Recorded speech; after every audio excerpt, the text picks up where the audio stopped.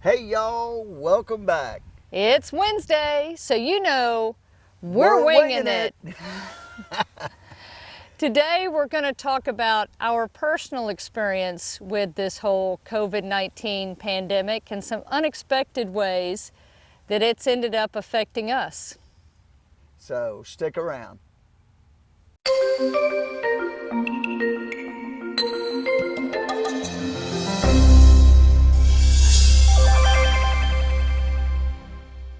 All right, I know you know the rules of winging it, but just for our new folks out there, what we do is we pick a topic, we set the timer on my phone for 10 minutes. When the timer goes off, we wrap things up.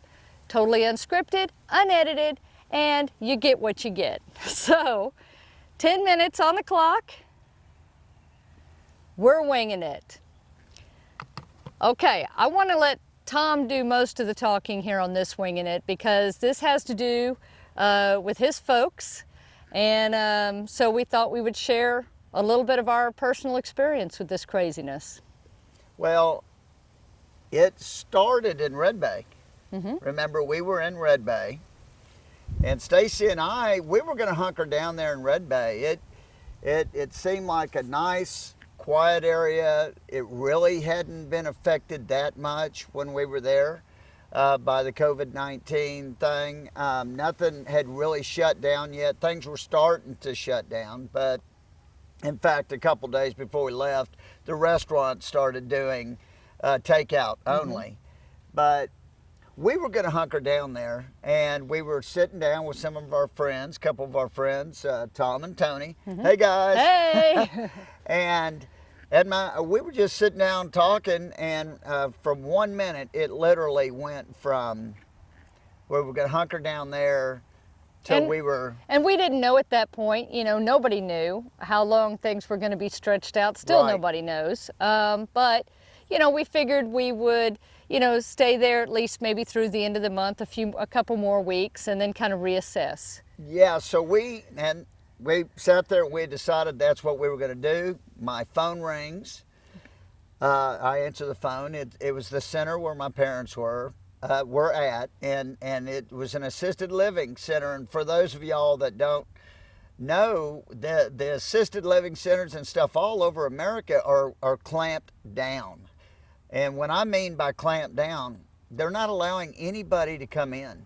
And so you can't visit your folks or anything. They can't have any visitors whatsoever.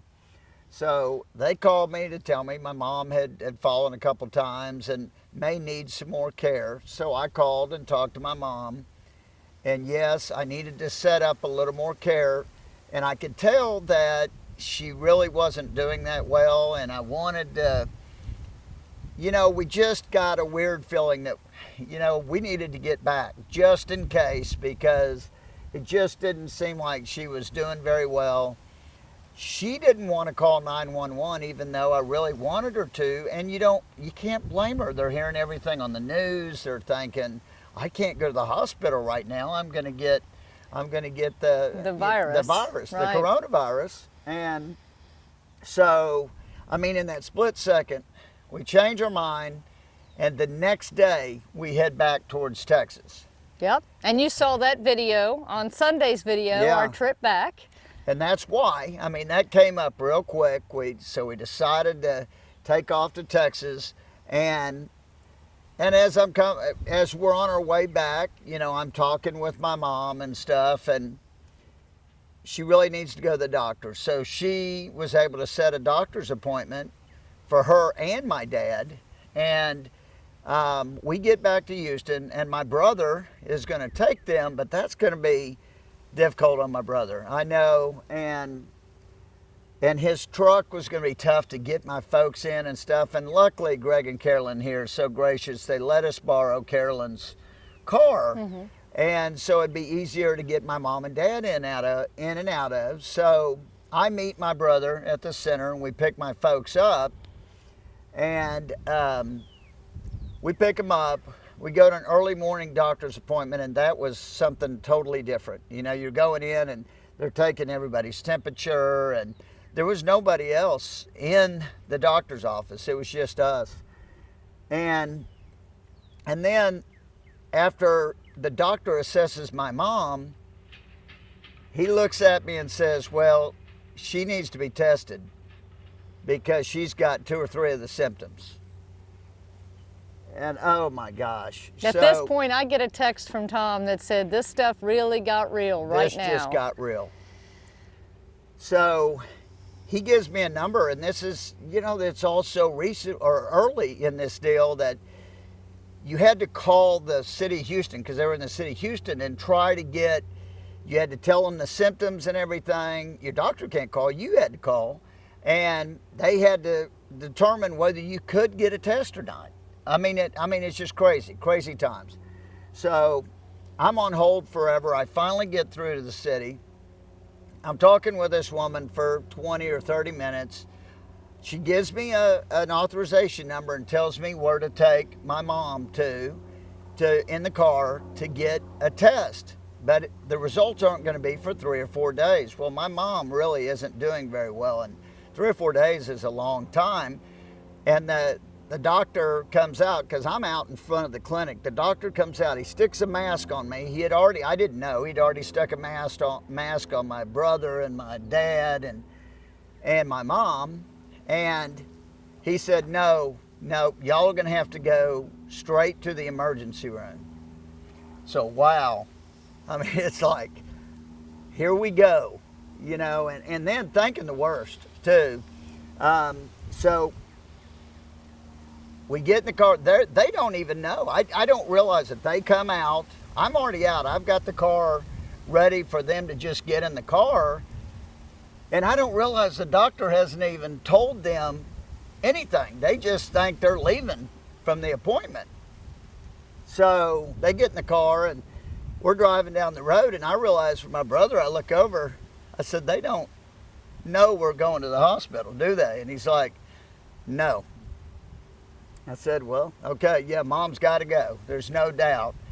And he's like, okay. So then we get to the hospital. So now this is another crazy experience, because we get there, and so she needs a wheelchair to get into the hospital. So I go running up to the emergency entrance, which is the only entrance into the hospital now. That's the only one they'll let people in and out of. So I go, and they stop you right there at the door, take your temperature, everything, and they said, well, only one of you can come in with your mom. Only one. So I had to go back out to the car. I got a wheelchair from them. I took it out. And my brother, I said, you're just going to have to take the car, and I guess take Dad back to the center, because I have to stay with Mom. Only one of us can stay, and my dad can't hear. And so it wouldn't have been good for my dad to stay with my mom, because he can't hear people, and that wouldn't really work, you know. So they leave, and I take Mom in, and luckily they got us in pretty quick. I mean, and people were spaced out. I felt safe in the waiting room and stuff, because I took Mom way off to the corner by herself, and they took us in pretty quick. So then when we finally get into an emergency room, we're there, you know, the doctors are coming in, everybody's evaluating her. The good thing is they had done blood work on her right away and came back, and pretty much the doctors were, no, I'm pretty sure she doesn't have COVID-19. So at least at that point, you know, my mom looks up and says, hey, I may make it through this. And I'm like, wow. And I'm just, yeah, absolutely. And just the emotions are going wild. Because just think too, because now, you know, obviously if she has COVID-19, my dad's probably got it, and I'm exposed to it. My brother's exposed to it. So, you know, just everything's going crazy. But luckily, that was not the case. That was not the case. And she did not have it. But after running some tests, they found out she had a real bad infection. I mean, her white blood cell count was through the roof, and she had a serious infection, and she was really, really sick. And the doctors are really pumping her full of antibiotics and stuff, because they don't know what it is. Right now, they're just treating whatever it is. And And they have her stabilized and stuff. And now we're waiting for a room. Well, my brother is out in the parking lot waiting for me because he can't come in. So he's out there sitting. We're waiting for a room. They stabilized my mom, but they still don't know what's causing the infection. You have about 30 seconds left. Oh my 10 gosh. minutes. Well, it's going to go over a little bit. So let me just give you the quick scenario. I get her up to her room, and then to find out she can't have visitors. So when I left her room, my mom couldn't have visitors at all. So now my mom is in the hospital. She can't have visitors. My dad is in the center. He can't have visitors. We try to call him to update him about my mom. He can't understand us, so communicating with him is tough. We'd have to, that's our 10 minutes. I'm going to go over just a little bit to finish it up real quick. So then he couldn't, so we were in a scenario where we couldn't see either parent. We could talk, my mom couldn't talk on the phone. She was way too weak, so we couldn't talk to her. I could only talk to her nurses. She had 2 surgeries while she was in the hospital. And while she's in the hospital, my dad has his 91st birthday. Yep. And none of us could be there for him because they weren't allowing visitors. And I mean, that's the safe thing to do. It's a safe thing to do, but unfortunately, he had to go through his 91st birthday by himself. It was the longest period my parents had ever gone. They've almost been married 70 years, and they've never been away from each other this long. And of course, my dad, not at all, hardly knowing what was going on with my mom. And I was trying to give him information to the nurses and everything to take him notes, but that was the only way we can communicate. Well, my mom was in the hospital, I guess about 10 or 11 days. And at the end of it, then they said, we have to give her a COVID-19 test.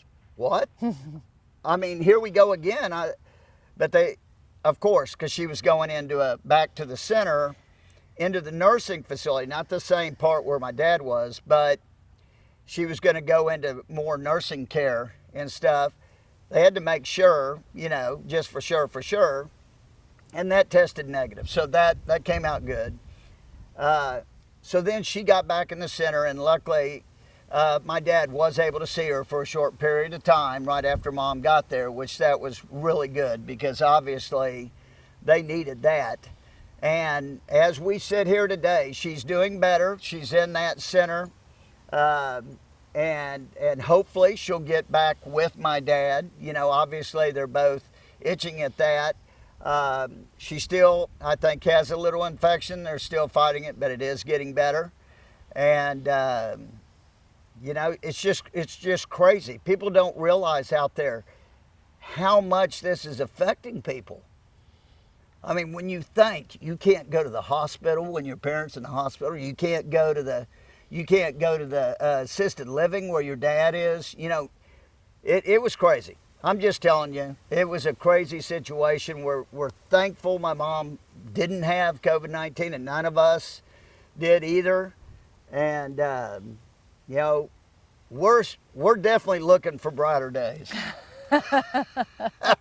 So that is our story, and it did get real, and it was tough to communicate, and we were so glad we were here. It did help that we were close because we were able to, Stacy and I were able to go do some things and get some paperwork stuff done and get some bills paid for my dad because he wasn't used to doing that, and so we got his bills paid, and yeah, it's been a little crazy.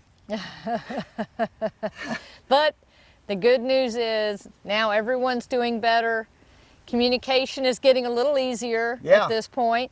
Yep. And, things seem to be improving, overall. Hopefully they'll continue that way because we definitely look forward, as I know you do, to things kind of getting back to normal and being able to see everybody in person again. I'm hoping it gets back to normal for everybody because I know now there's a lot of families out there that can't go see their folks. Yeah. They can't, or their grandparents, because they're in lockdown. Mm-hmm. And think of how difficult that is for them. I mean, and how frustrating. I mean, my dad, I know it's been seriously frustrating. And, And like today, he asked me, he said, "Is this thing going to end?" And I'm like, "Yes, it's got to. It's going to end. We know there's some good signs out there that we're starting to get to the other side of this." But yeah, it's been crazy, and I just decided let's share the story and say a prayer for my mom. And for everybody else out there who's having to deal with this type of thing. That's for sure. Yes. So, totally different kind of winging it. Yeah. But hey, it had a happy ending. Yes, it does. Because my mom got out of the hospital. When she went in and I went in, she wasn't thinking she was going to, I can guarantee you. And so it was a blessing. And she's feeling a lot better. Yep, so we're happy sure. for that. Yep. And thankful for all of the medical folks who helped her through it, and all the other folks out there. Thank you again to all of our first responders and our medical personnel across the country and across the world. Y'all rock. Absolutely. Sure. Yep. All right, we'll wrap this one up. Thanks for joining us. We'll see you on Wednesday. Until then. Wait. We will see you on Sunday. Oh yeah, this is Wednesday. This is our Winging It Wednesday. I'm losing track of days. Yes. Well, we'll see you on Friday for Facebook Friday Live if you're over there. And then we'll see you on Sunday for our next regular Sunday video. Yeah, and the Sunday one's going to kind of show you what our new normal is around here. That's right. So that's kind of cool. Which we had an interesting encounter this morning that'll be included in that. Oh yeah, we did. That's for sure. So until next time, keep on winging it. Absolutely. And until then, we wish you safe virtual travels. And happy camping, so-called, some way. We'll see y'all next time. Bye. Bye.